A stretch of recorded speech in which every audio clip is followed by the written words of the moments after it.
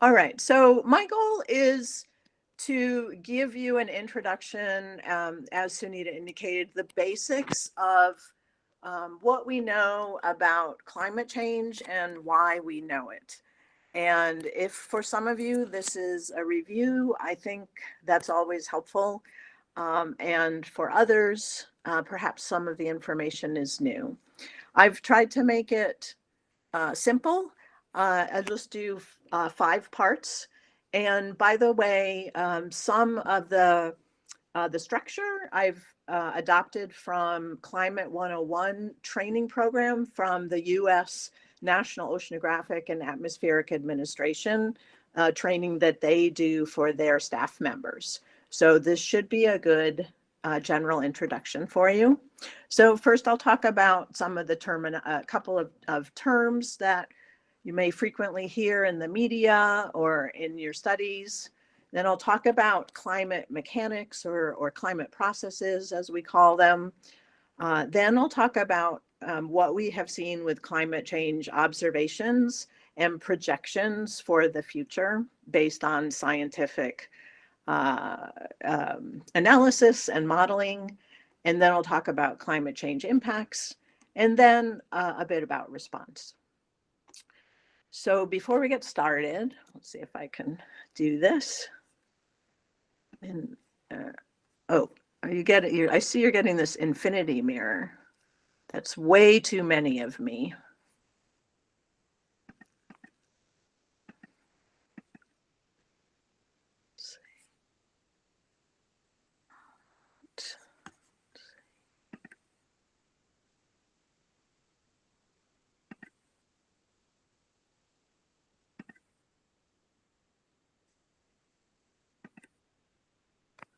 Can you see my screen now, or do I need to reshare? Yeah, we can see the screen. All right. All right. If you go to either the web or your phone, you should be able to, this is that answer in there is just a leftover from a test I was doing. So just ignore the testing there. So you should be able to send your answer by text message. Maybe that won't work, huh, in the US. But yes, if you go to pollev.com, Sharon Locke 235, you should be able to respond. What is the greenhouse effect? Just see where everyone is, baseline.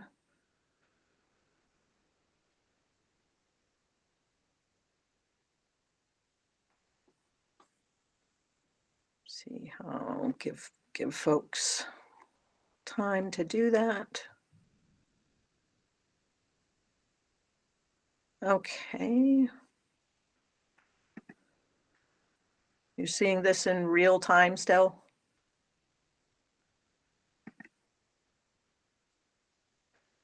Okay, I'm going to assume that most people have been able to answer. So 85% certain gases in the atmosphere trap heat and warm the earth.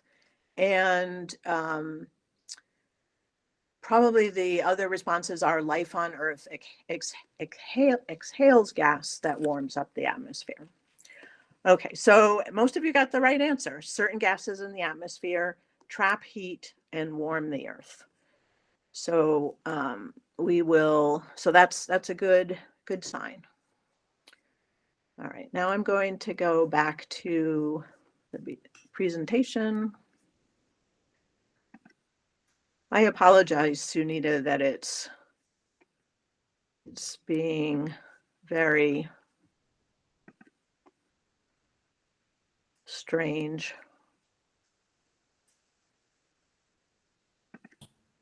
No worries at all. Are you seeing my screen? Yeah, we can see it now. It's Okay. that part 1 terminology. Okay, all right. Okay, so just a few introductory comments. A lot of times when people are talking about climate change, there are some misconceptions that you'll hear. It's not unusual for someone, for example, here in the United States to say, well, it's been really cold this winter, so clearly there's no global warming that's happening, or you may hear that in other places. So just a distinction to remind us that when we're talking, there's a difference between weather and climate. So when we're talking about climate change, we're talking about a change in the average weather conditions that occur over a very long time period, 30 years or more. Whereas weather is the day-to-day, short, even minute-to-minute, short-term changes that we experience. And so it's really a matter of time, as this slide from the European Space Agency shows.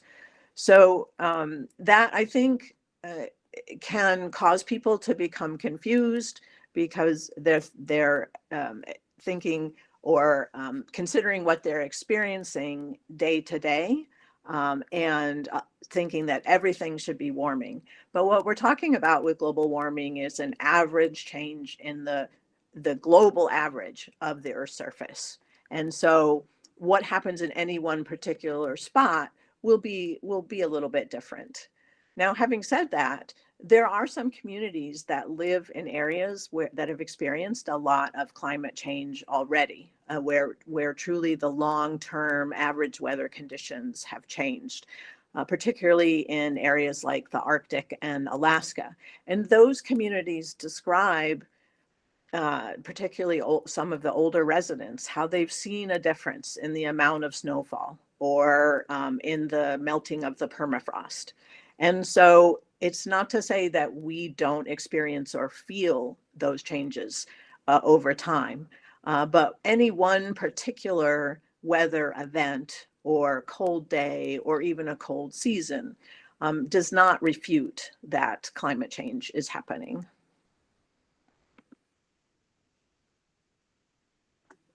Sorry.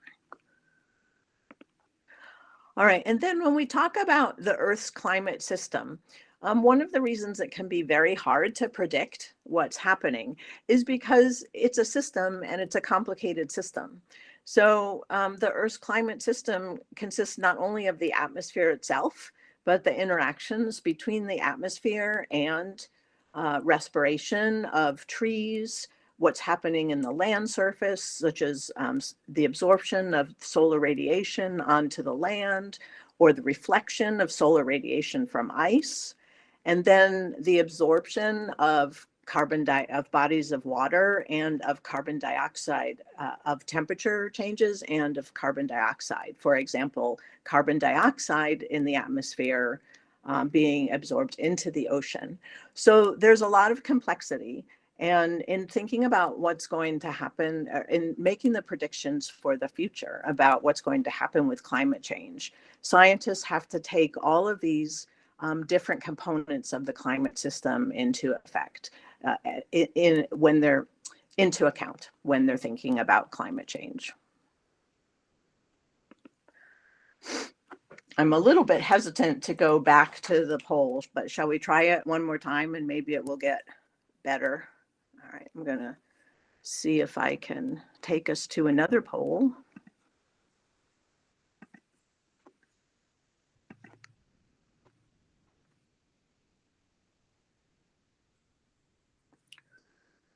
Actually,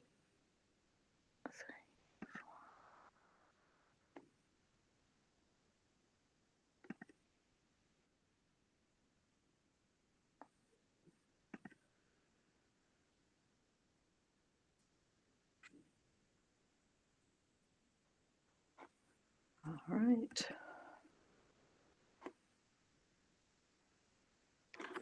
Are you able to see my screen, or do I need to reshare? It is visible, ma'am. Okay. But I think we have a response saying that they are not able to see the questions in the platform. Is it the case? But I think we can see it now, right? Can you see it? Let me try it again. Can you see it now? Yeah, in my screen we can see. Okay, now it's visible. Yeah. Okay. Sharon's good. Yeah, I think it was an activation thing. Yeah. Okay, so this question asks, if the greenhouse effect is natural, then why is today's climate change a bad thing?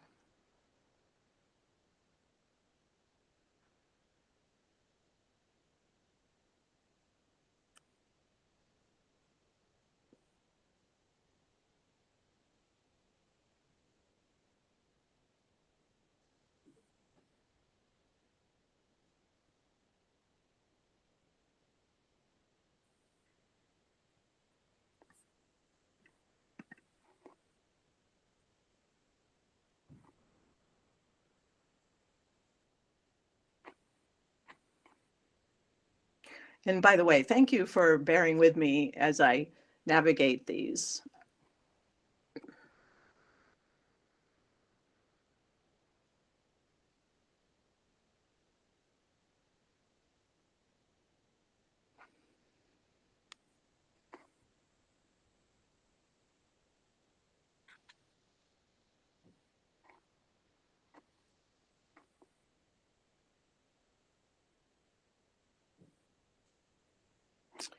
All right, I think things are mostly changing. Most of the changing is stopped. So we have 52% answered all of the above. Of the above is correct. And then we had their second most popular answer was humans have altered a natural process and exaggerated changes that might normally occur over millions of years. And that is certainly true. Also true is that a small increase in greenhouse gas concentrations can have an exaggerated effect, and that greenhouse gases remain in the atmosphere even if we were to stop fossil fuel burning, they would remain in the atmosphere for many years, making it difficult to reverse the process.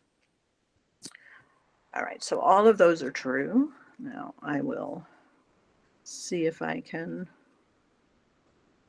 go back to this.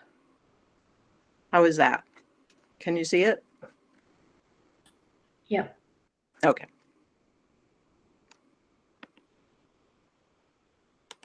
Okay, just talk a little bit about some of the climate processes that, again, that you may hear as you later in this session in the program, or as you read about climate change in your studies or in the media. So as I showed in that earlier slide, the forces, the drivers of climate change include both natural causes of climate change and human caused causes, human related causes of climate change. So some of the natural causes include very large volcanic eruptions, and we know from history that there have been large eruptions that have cooled the climate because of the ash that blocks solar radiation. Ocean currents also have an impact on climate change. And then long-term shifts in the Earth's orbit are actually what's responsible for ice ages. And then solar variations occur over time. And then there's internal variability related to changes in the atmosphere and ocean relationships, such as El Nino and La Nina, which I'm sure you've heard about.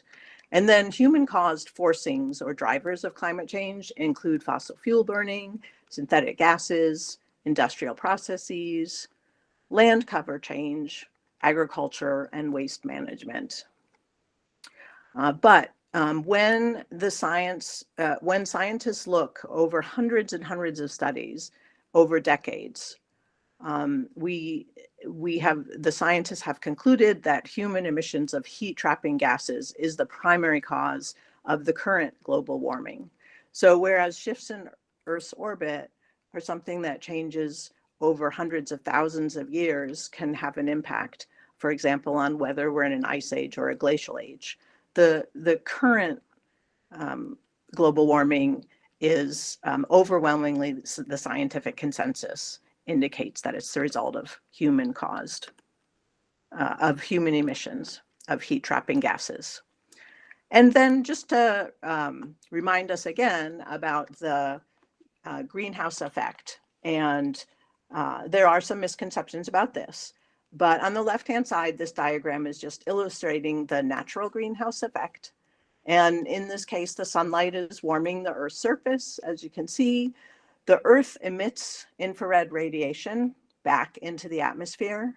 And greenhouse gases such as water vapor, carbon dioxide, and methane absorb some of this outgoing infrared radiation.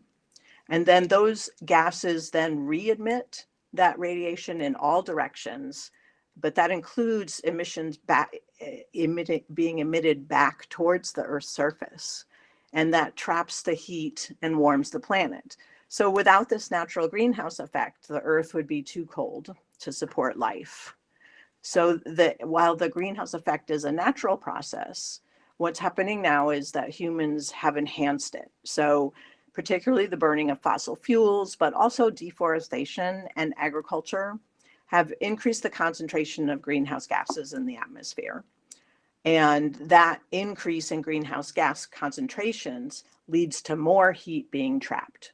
That is what's causing a rise in global average temperatures. So this amplified greenhouse effect is known as the enhanced greenhouse effect, and that is the primary driver of climate change. Now, the other aspect of climate science that's important to keep in mind is that as the Earth's temperature warms, that warmer air will hold more moisture. So for every 1 degree Fahrenheit increase, there's 4% more water vapor that can be held in the atmosphere.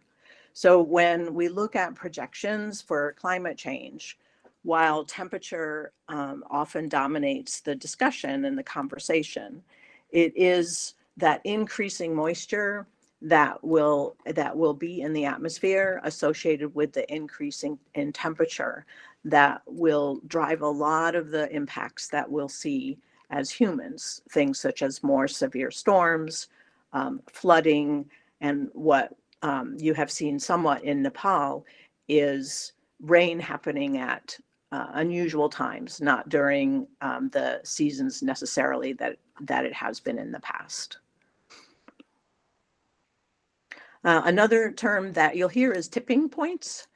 And a tipping point is describing when small changes in a system add up over time, and you reach a point at which the system, any kind of system actually, transitions from one stable state to a period of instability and then to a new stable state.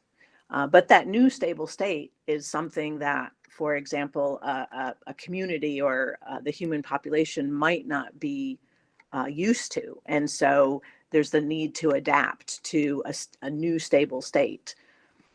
When we look at, hopefully you can see this. Let's see, I don't know if you'll be able to see if I change this. This links to a video. Can you see the video? Yeah, I'm not sure if I can hear it. Maybe you can try and see. There isn't a change, but Okay. let's see if I can get it to go. All right. So this is just a short video from the European Space Agency, and it's illustrating, that white line is illustrating that there's two stable states. One is the ball at a higher level, it becomes unstable, it reaches this tipping point, and now it's crossed, and then the ball is in a new different state, meaning it's stable, but it might not be something, for example, that we're used to. So we need to be able to think about and adjust should there be some sort of major tipping point. So here the system is something is perturbing the system, so the system starts to change and the tipping point is crossed, and now there's a new stable state. All right, we'll go back. If I just return like that, does it return to the slideshow? Yeah. Okay. So there are several potential tipping points that scientists are concerned about with global warming. And this is a nice diagram from the European Space Agency that shows some of the different potential things that could happen that as the Earth warms, slowly, there's small changes in a part of the system, but then you could reach that tipping point, and then there could be a collapse of kind of an existing part of the system, and you've reached some sort of new state. So something that's easy to understand is if you look at the West Antarctic ice sheet or the East Antarctic ice sheet, you can imagine a point at which excuse me, there's melting that occurs, but then at some point the system just collapses and the ice sheets collapse. Another one that's very commonly talked about as a tipping point is there in the Atlantic, in red, the Atlantic meridional overturning circulation. So the circulation, the global ocean circulation brings warmth or cooler conditions to different parts of the land surfaces. But if there's enough melting of ice in the Arctic, then it would put a less dense cap of water on top of the North Atlantic. And that would slow the deep ocean currents and potentially lead to a collapse in which there's a change, for example, in the location of the Gulf Stream in the Atlantic. And the Gulf Stream is what keeps the United Kingdom warmer than it would be given its latitude. So there are a number of these potential tipping points that scientists are keeping an eye on. Okay, then another thing that another sort of basic climate science you should be aware of is positive feedback loops.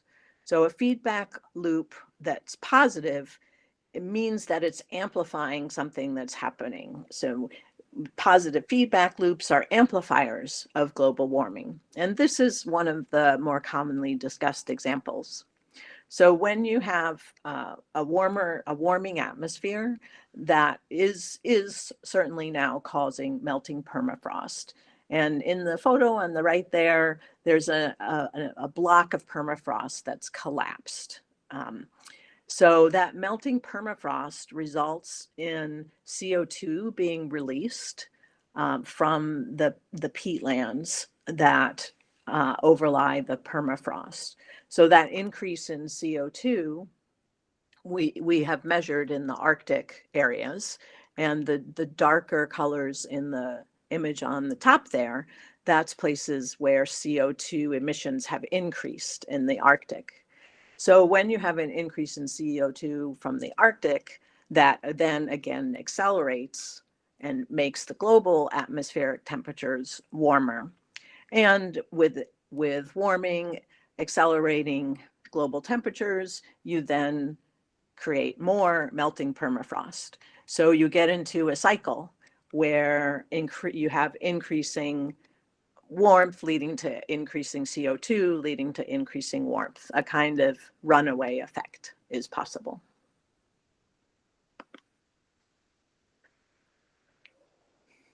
All right, well, let's look a little bit at some of the observations and projections for climate change. And most of these data are taken from the Intergovernmental Panel on Climate Change and its synthesis report, which came out in 2020. There was a piece of it was in 2021, another in 2023. And this is the work of hundreds of scientists to understand what have we seen so far and what do we project is going to happen. At the end of this, I have a link to the IPCC report. And then I'm also going to be adding, I guess you could call it some post readings for you to look at, a number of resources, including a case study for Nepal that one of my Nepali students here at Southern Illinois created for you. So I'm putting together this handbook, and you'll have access to that, and you'll be able to go to see the data. Okay, so when we look at the data, it's very clear that carbon dioxide is increasing in the atmosphere. So this is a record from 1750 until, well, this particular one is 2024. And it shows a change, a very steady change through time, beginning at 1850, which is sort of considered the beginning of industrialization there. Then you see first a slow increase in carbon dioxide in the atmosphere, which was the result of the burning of fossil fuels associated with the rise in manufacturing and industrial uses of CO2.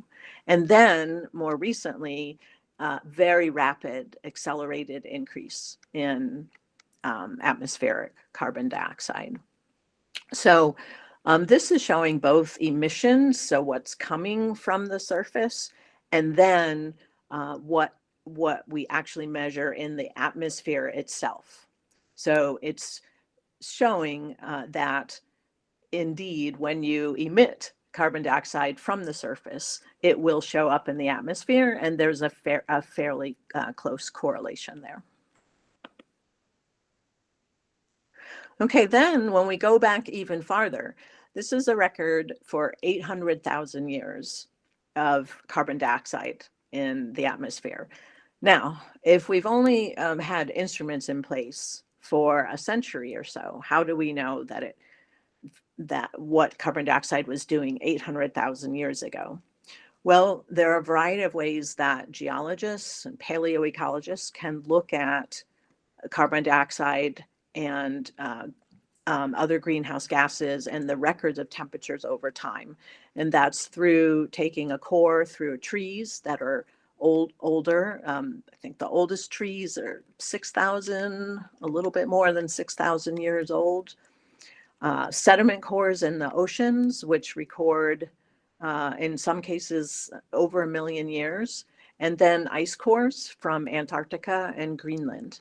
And so scientists can look at have a very good record of greenhouse gas concentrations going back in time from the ice core data.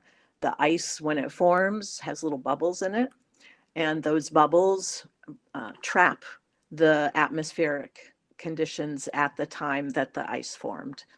So a very ingenious way to look at, and many thousands of years.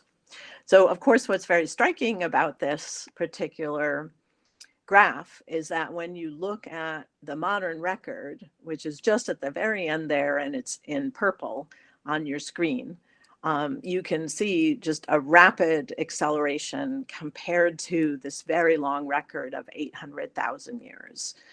So the highest previous in this 100,000 years record was 300 parts per million. And we're now at, well, the 2024 average was 422.8 parts per million of carbon dioxide in the atmosphere. Now, so when you think about, you may have heard the controversies around global warming, but really global warming is just physics. Going back to that, or thinking back to that slide of the greenhouse effect, if you have more greenhouse gases in the atmosphere, you will naturally be trapping more heat into the atmosphere. When I was studying global warming, when I was a PhD student, I was looking at periods of the past that were warmer as potential, to help us understand what might happen. What might happen in the future. And there was no controversy at all. Global warming wasn't controversial.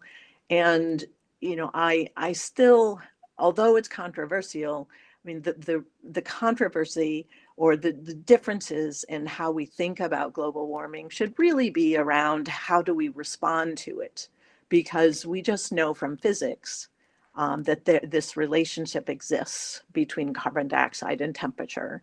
And so if carbon dioxide continues to increase, then just physics will result in warmer global average temperatures.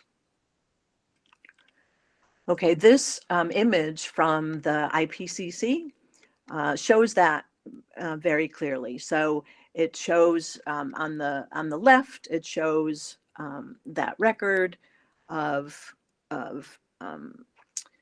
changes in global surface temperature as reconstructed and then observed. And so we've got the combination of the ice core and sediment records and the observed data coming at the very end there. So it's similar to the last diagram. Now, how do we know that it's humans that are really contributing to this warming? Well, that's the result of intensive modeling efforts. So the right-hand diagram in particular shows, so if scientists take the period from 1850 to 2020 and they simulate what should be happening to temperatures relative to pre-industrial time, just because of natural variability in volcanoes and solar activity, then what we should be seeing is the green. So that the green would be what would be happening if there was only natural causes and not this human influence. So the models, however, when they take into account the carbon dioxide, they simulate this, the brown, and the brown, the simulation, the brown section, which is these increases. And that simulation also matches the observed levels. So the simulated models, the simulations really match the observations quite quickly. Now you'll see there's a range, right? So the observations we have the data for, but you'll see quite a range above and below, for example, in the brown. And that's because there are several different models, and the models give some different results, but they all point in the same direction to this human cause. And so that's why scientists are certain that we're going to see, and that actually what we have seen in terms of global average temperatures is because of human burning of fossil fuels. And then, yeah, just to kind of let you know where we are, the most recent data that we have is for 2024 because it's an average. So the 2025 data will come out at the end of the year 2025. But overall, this is a picture that demonstrates, it shows temperature difference relative to pre-industrial time. So overall, the Earth was about 1.47 degrees warmer in 2024 compared to the pre-industrial average. And also you'll see, as I sort of alluded to earlier, the Arctic areas are experiencing the greatest temperature change relative to pre-industrial time. So we're at right now we're at about 1.47 degrees warmer compared to the pre-industrial. All right, and then just one other thing to look now at projections. So those were observations. The projections, when you go into the Intergovernmental Panel of Climate Change documents, there are a lot of different scenarios that are used to try to determine what might happen in the future. These are called shared socioeconomic pathways. And I think a lot of what you'll talk about in this course in the coming sessions will, it will relate very much to this idea that depending on the choices that we make as a world, as the different societies make and different nations make, we know that emissions could potentially go down if all countries were to come to agreements about what needs to happen. Or we know that if there's no action taken, then carbon dioxide emissions will rise. And so these just show different scenarios, from very low emissions of carbon dioxide in the future, in the blues there, to basically if we do what's sometimes called business as normal. And so if you look again, the kind of the light gray there is taking us up to it looks like 2023 probably, or 2022, when this report was looking at this data. Is the black. And then so into the future, there's all those different scenarios. And this is why there's a lot of uncertainty in trying to understand what some of the impacts might be, because it will depend very much on decisions that are made now about how we address the emissions that we know are happening because of human activity. So for these projected warming then, just want to point out here, so this is a diagram that shows for different levels. So the world at 1.5 degrees warmer than pre-industrial, the world at 2 degrees Celsius warmer than pre-industrial, and so on, at 3 degrees and 4 degrees. And down on the bottom there, it just shows different scenarios for what would happen if the world goes to +3 degrees Celsius, for example. Then down in those little pictures of the globe, that shows how much of a change there would be in the annual hottest day temperature. So this is a projection of extremes of the hottest days. And you can see that in particular, some of the sort of semi-arid regions and regions around the South American monsoon would be particularly hard hit. And then to take us back to what I mentioned before, the other thing that's expected with warmer atmosphere is then you'd also have this changes in precipitation. And so this down at the bottom shows some like windows into what the globe would look like in terms of the wettest day precipitation change. So the darker greens show areas where there would be a much stronger, heavier precipitation. So they would experience much wetter conditions compared to today. And then I want to try to take this just to help you to think about sort of personally and why our decisions are really important. This diagram, if you just look at the line kind of in the middle where it says 2020 and you follow it down. And so an infant born in 2020, and that's what that is illustrating. When they are 70 years old, it will be the year 2090. So even though it seems like a long way off when we talk about 2100, right? A child born in 2020 will be experiencing the climate of the year 2090. We hope that they have a good long lifespan. And so they will be experiencing one of these future emission scenarios, depending on the choices that are made. So there's personal relevance for our family, our families, and our children and our grandchildren, and et cetera. So I just like to keep that in mind. Sunita, what time frame when did you need me to finish? You have 30 more minutes, Sharon. So our format is designed as the first session is yours, and then we'll take maybe 5 minutes, a quick break, and then it's followed by our professor here at Nepal, Professor Bimal Raj Regmi, who will be explaining the context of climate change and issues here in context of Nepal. Oh, perfect. Your session has around like 25 minutes now. Yeah, okay, that's perfect. Actually, I'll be finished then. And Okay. I'm very happy to hear, because there really wasn't enough time to go into detail on like South Asia and Nepal. So Yeah. yeah, Yeah. oh, Sure. Thank you. wonderful. Okay, all right. So looking a little bit at impacts then. Um, the Intergovernmental Panel on Climate Change issued a special report on the projected impacts of climate change should we reach a warming of 1.5 degrees Celsius.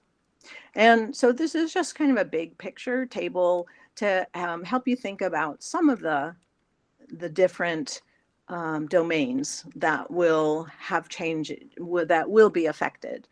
Certainly, I've already mentioned flooding, I mentioned Arctic ice, um, but certainly one of the major concerns is crop yields and coral reefs, which have all sorts of biodiversity functions in the marine environment. And then, of course, the human impacts that we have seen in some cases in extreme heat conditions that have resulted in increase in human impacts of heat-related illnesses. So these are a couple of scenarios for 1.5 degrees Celsius and 2 degrees Celsius. And this is a summary which you can read more about what scientists have come to say is expected for the different scenarios. So certainly, a goal, if we understand that as we move towards the higher degrees, that will have more severe and more widespread impacts. We want to do what we can to limit those impacts by making choices about carbon dioxide and our human activities. We are experiencing a number of different impacts that scientists attribute to climate change already: higher temperature extremes, increased wildfires, changes in precipitation patterns, stronger storms, increased intensity of rainfall, and then rising sea levels. And so there is evidence that all of these are happening because of human enhanced climate change. And a very important issue, which I suspect you'll talk a lot about also in this course, is that climate change impacts are not experienced equally. This is the field of climate justice, where we understand that, in fact, urban areas are at populations that live in cities are at risk for heat-related illnesses and mortality. You can see from this document from the image from the World Meteorological Organization that Africa is expected. It's expected that the population of Africa will be is very vulnerable to climate change, both for droughts, flooding, and changes in illnesses such as mosquito-borne diseases and the a more widespread mosquito-borne and other insect-borne diseases. So not everyone is experiencing it equally, and we want to ensure that we are making decisions that will protect the most vulnerable populations. All right, in terms, just the last part a little bit, in terms of response.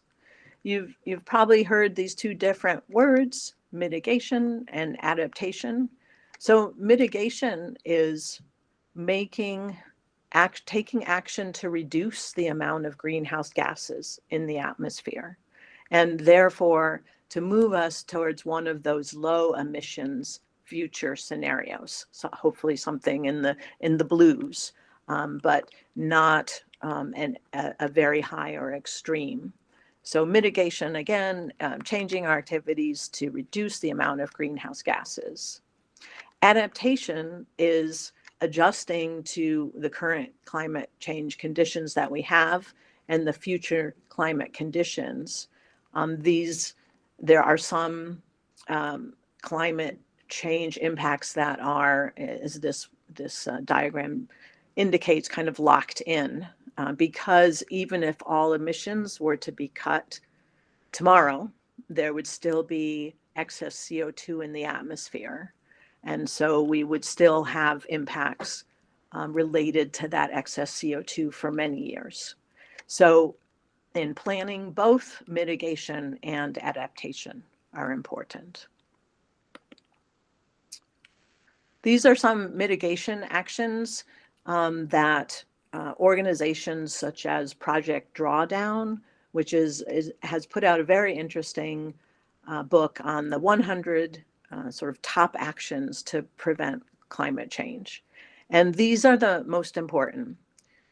So obviously reducing fossil fuel dependence and deploying solar and wind and other renewable energies, conserving existing ecosystems, because we know that deforestation, it contributes to global warming, storing carbon by using sustainable agricultural practices, restoring ecosystems that have been degraded by planting new forests, fuel switching, not just our own personal use, but for industry and industrial processes,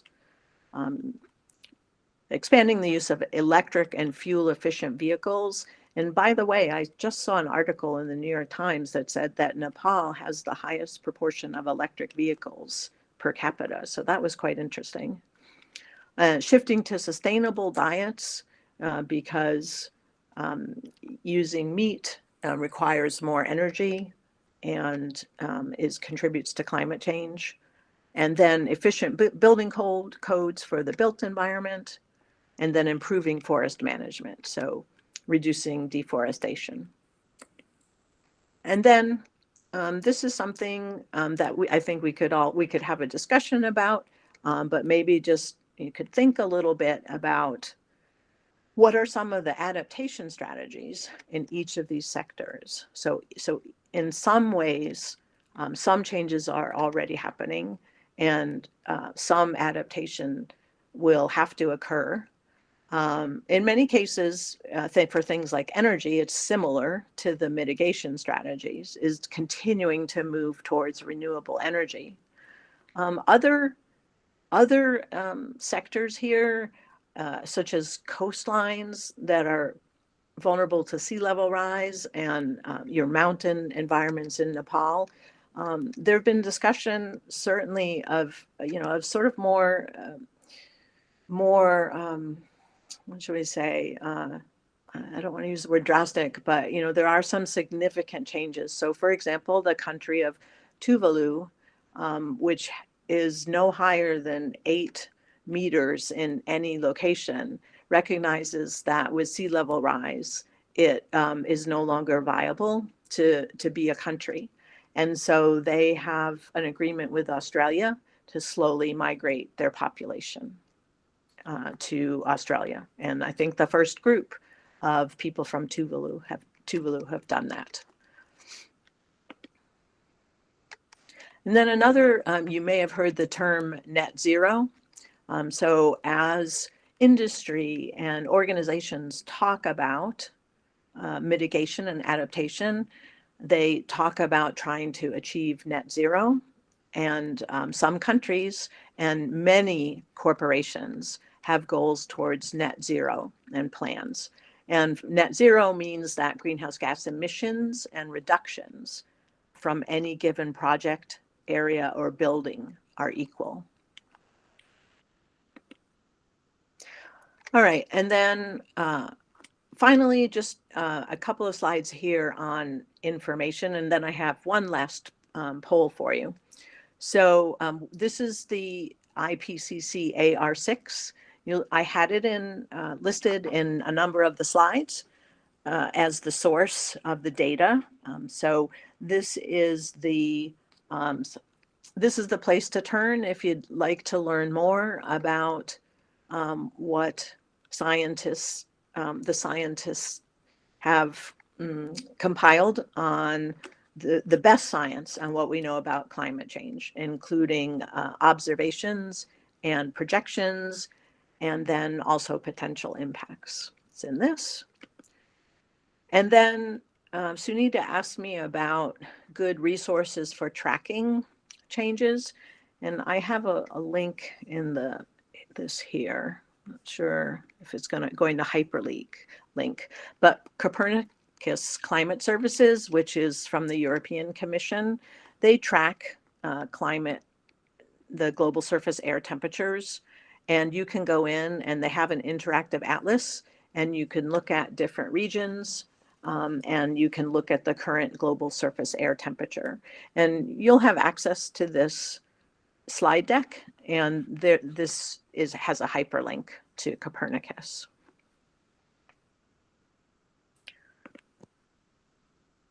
Oops, sorry about that.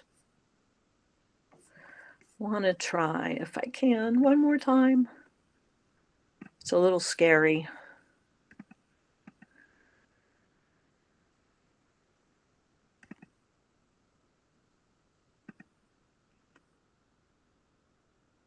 All right, let's see, I'm going to activate this poll. Can you see this? Yeah. Okay. What proportion of climate scientists has concluded that humans are the primary driver of today's climate warming?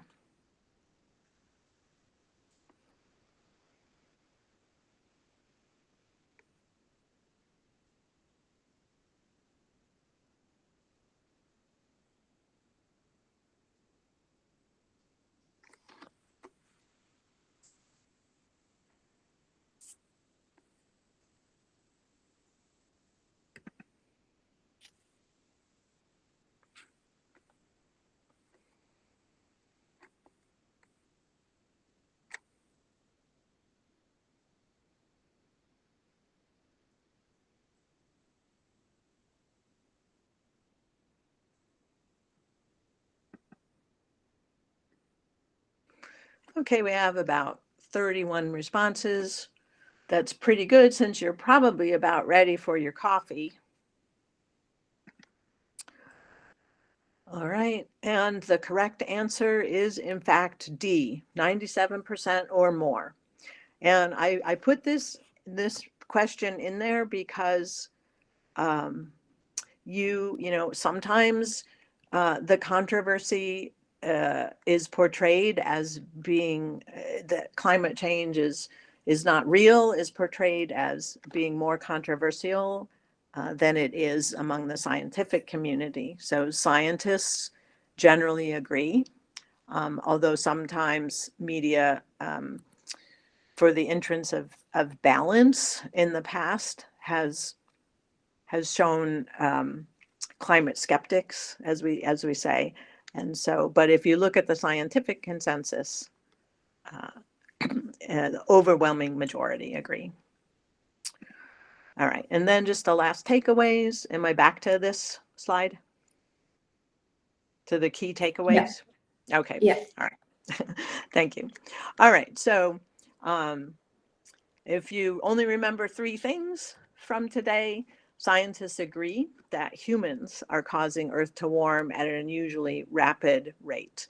It's that rapid acceleration that has led us to understand that it is not simply solar variations in solar activity, volcanic activity, or other natural causes. Climate change is being experienced. I mean, it's increasingly harming ecosystems, noticing impacts on human health, built environments, wildfires, for example, and their effects on built environments. And there are economic consequences as well, which I expect you'll learn more about. And then we must hold optimism that there is hope that we can avoid the worst impacts of climate change by considering mitigation and adaptation, which will make our communities more resilient.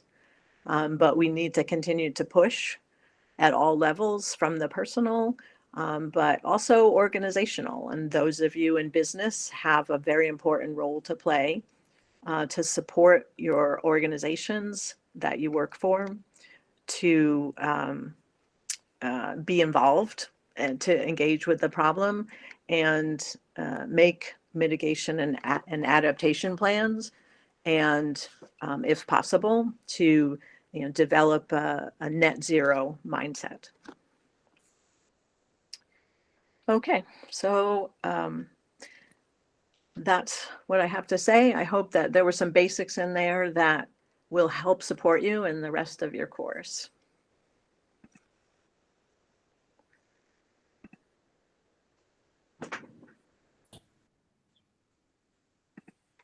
Thank you, Sharon. Thank you so much. Right on time. We do have one question, Sharon. We might want to address that. It is from Amrit Singh Karki, and he's asking how organization can attain net zero. Share some strategies and plans. Yeah, okay. So one thing that I didn't mention is that my work in community engaged research is working with local governments, with cities, to help them to, first of all, measure their greenhouse gas emissions, and then to develop climate action plans.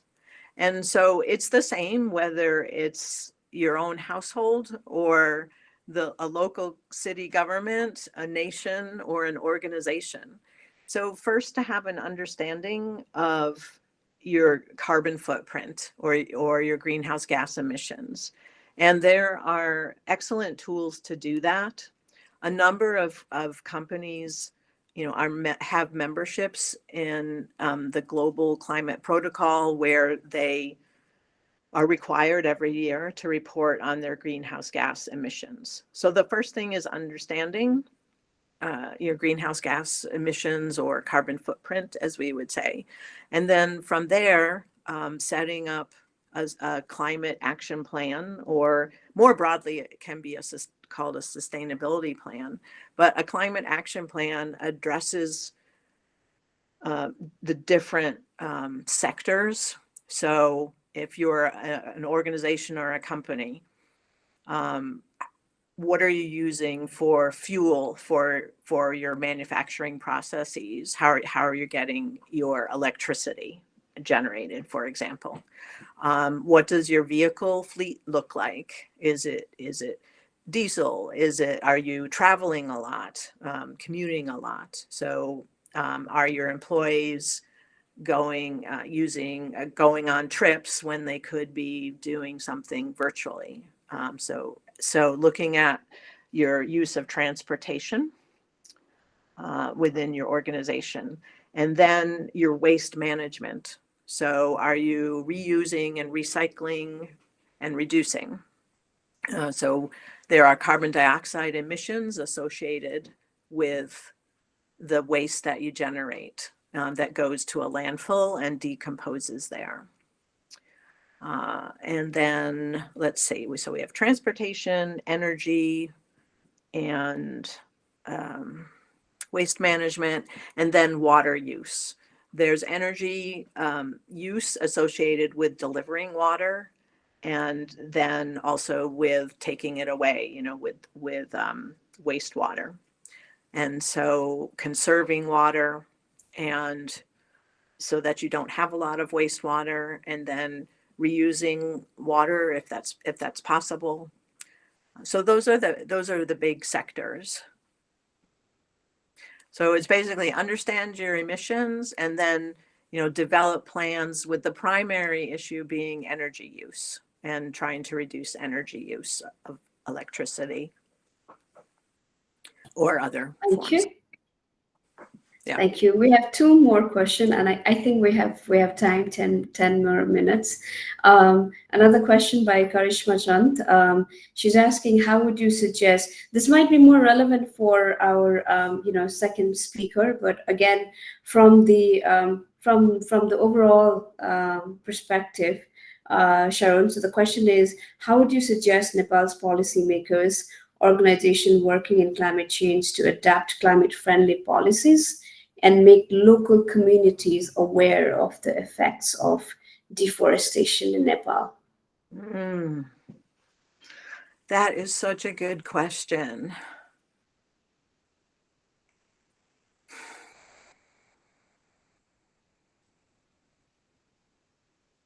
I don't want I'm afraid I don't want to say anything that's incorrect or based on assumptions. I might leave that for the next person. You know, we when our cities do when I work with small cities and we do a greenhouse gas emissions inventory, and by the way, our students do it. Many of them, Nepali students, do it, so they learn about this, and then they present to city council and they present in public meetings. And so in those public spaces, we try to, we, while we're presenting the inventory, we're also reporting, okay, these are the things that are, this is how these are the sources of greenhouse gases.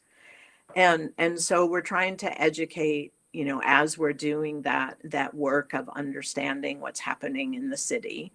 It's really just at public meetings. I don't know. I'm sure there's a way to get into the public spaces, whether it's community centers. I mean, certainly as an educator, we work with middle school students and high school students, to give them opportunities through camps or working with their teachers to give them climate education so that we can start younger with that. Um, and I don't want to say more than that and say something wrong. I would love to know the answer though.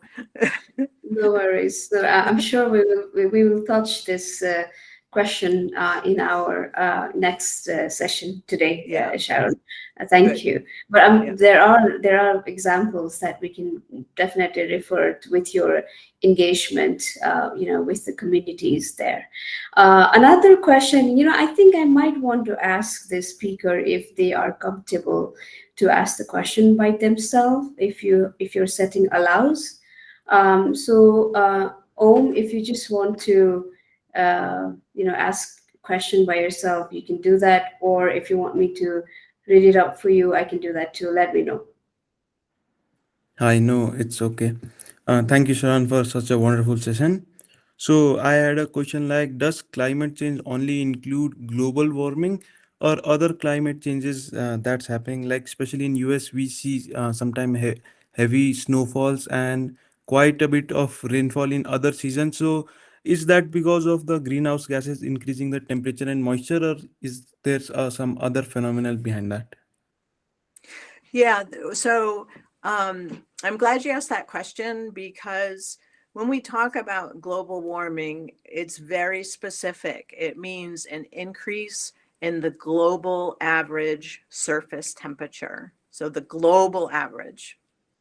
Um, so some areas, might experience cooling, even though the globe overall is has its average temperature is increasing. So certainly, one effect of heavier snowfalls can be, one effect of global average surface temperatures can be more atmospheric water vapor in a given area, which leads to more rainfall and more snowfall. So when I use the word global warming, or anyone uses it, they're referring to the global average, big picture. But then, to try to understand what's happening, in a particular region, then the climate models you have to get to a smaller scale. So the globe, when a climate model is done, they put a big grid on the globe, and that grid, and then they model what's happening in that grid, and then the big grids are then divided into smaller grids, and then each of those smaller grids is divided into another smaller grid. So the globe is covered with all these cells. The problem is, the smaller cell you go down, the smaller in size, the more uncertainty there is. So it's very hard to predict what's going to happen, on a local scale. But the regional predictions, they're much more sure about. And even when you look across 20 different climate models, they all kind of converge on the same results. So heavier snowfall in a certain area could be a consequence of global warming, and it seems counterintuitive, but it's possible. Is that clear enough? Yes. Okay. All right. Thank you. Right. We will take one more question and then we'll wrap up. So if you can keep it short, Prakriti ji. Yes. Hi, thank you, Sunita ji. Hi, Sharon. I'm Prakriti. I found the session really interesting. It was very nice to refresh all the terminologies in the climate change. And one thing that really caught my attention was the positive feedback loops that you mentioned, and melting of permafrost as an example. I think we've been hearing about it for a very long time. So I was quite curious if to look into the context of Nepal, if there are such positive feedback loops that you could give an example of. Well, one, I'm not sure, because I will say when I did some of the research and specific case studies for Nepal, there is not as much research on climate change impacts and projections in Nepal compared to other regions. Even in the IPCC, Nepal is not mentioned very much. So I actually think that's quite interesting, and what an opportunity for the young people of Nepal to study climate change. But one thing that I could imagine might be a positive feedback loop, has to do with, in the mountains, the snow cover. So as temperatures warm, then the snow cover would melt, and you would have darker surfaces on the earth. And so the white reflects heat, but the darker, like glacial moraines and the sediment material, the dark would absorb more solar radiation. So you'd have this warmer atmosphere, it'd be melting the snow, you'd have less snow cover, so you'd have more dark surfaces, which would absorb more heat. And so you would just kind of have this amplifying effect of more and more snow melt. And they see that in the Arctic as well. So like with sea ice. So sea ice reflects some of the excess heat, but if sea ice disappears, then there's more ocean surface, which is dark. So that absorbs the heat, and then the ice melts some more. And so you have less reflection of the heat. So I think there could be something having to do with snow cover and more absorption of heat because you have less snow cover. So it's kind of an amplifying effect in that sense. But I'm sure your Nepal resource person will know that for sure. Right, Subral, can you drop your message question in the message, Subral? I'm gonna have to invite our Professor Bimal sir So if and we will take this as we go. Sharon, thank you so much for your time and for your information. Like I always say that, when we had a chat about this course, when you were here, we wanted to start the entire sustainability literacy course with the foundation of basics of climate knowledge, climate science, and what a start. Thank you so much for everything that you've shared, and I believe you'll be sharing us. The resource materials that you have designed for all of us, and if you have time and if you have interest, you're more than welcome to join us in our session with Professor Bimal sir here. If not, then on behalf of all the participants, I would like to thank you for your time, Sharon. Yes, thank you so much. And while I can't join now because it's getting late, and I need to do some things with my family, but I would love to see the recorded session and also any other online sessions, Sunita. I would love to get an invite for those. Yeah, And sure. I'm so grateful to have the chance to see all of you, and I'm excited for you for this course. This the British College has put together a wonderful course. You're going to learn a lot. So Thank you. congratulations. Thank you. Yes. Thank you so much, Sharon. We'll do the invitation after the session is over. We'll see you Okay. around. Thanks. Okay. All right, great.